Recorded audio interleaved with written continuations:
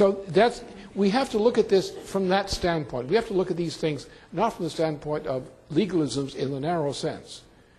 When you're in a crisis, the law has to be the conception, this is our constitutional law as such. This is not British law. This is our constitutional law. And our constitutional law is specified essentially in the preamble of the Constitution. And by the powers assigned and responsibilities assigned to the executive branch and the Congress and the Supreme Court by the preamble of the Constitution, which is the overriding authority on all of them when it comes to matters of law. When a thing like this occurs, the federal government is responsible to enforce the law.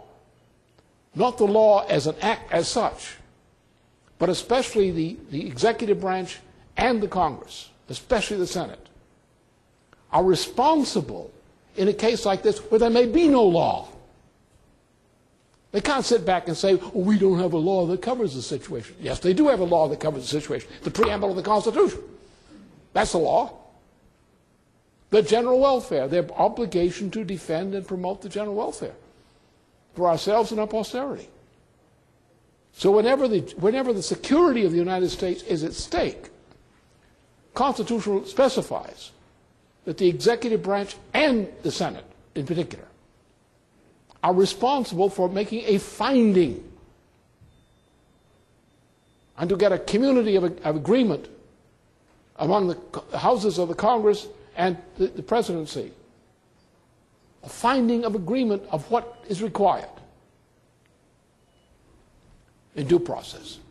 You don't need a new law. That is a law. A declaration of war is a law. You don't have to have a special law to make war. It's in the Constitution. The powers to make war. The checks and balances. In this case, the power to make war or the power to prevent an unnecessary war are constitutional matters, not matters of positive law. See, the Constitution as such has to be understood. The Constitution has to be understood historically, not on the basis of some British advisor. The British don't have law. They never did have a Constitution. They have habits. Sometimes they wear them, sometimes they use them. Sometimes the habits use them. But we are a nation under constitutional law in the tradition of Solon and Plato's Republic. We have a constitution which reflects that. That is our law.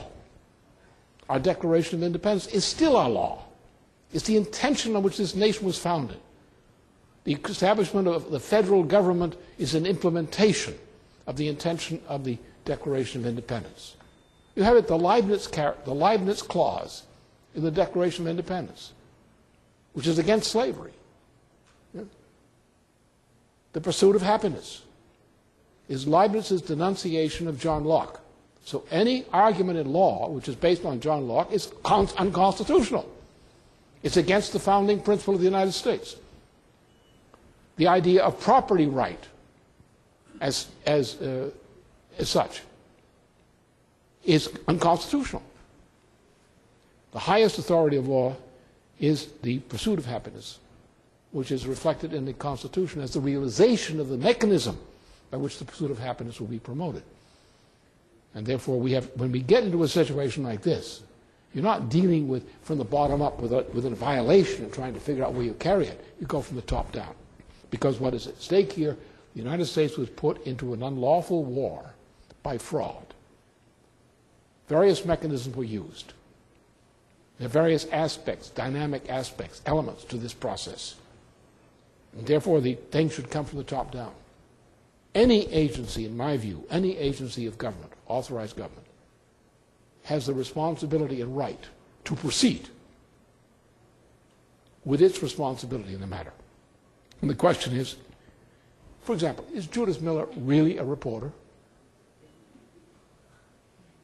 Her fellow at the New York Times didn't want to co-sign any articles with her. Is she really a reporter? Is she an agent of Bolton? Is she an agent of some intelligence service operating under the cover of a reporter?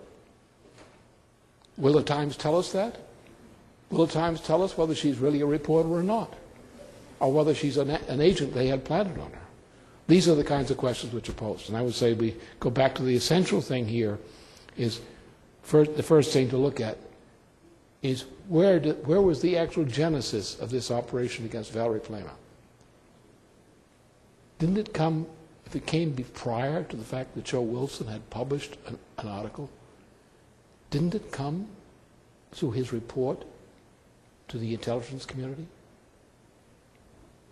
Isn't that where the genesis was? Wasn't somebody angry, like Cheney, because Cheney, who was the author of this war in Iraq, it wasn't Bush, it was Cheney. Is Cheney very angry that Joe Wilson, by saying the Yellow Cake story was a fake, had jeopardized Cheney's private interest? And wasn't Cheney already putting the machinery into play to get Joe Wilson for this and to silence the CIA by this kind of process?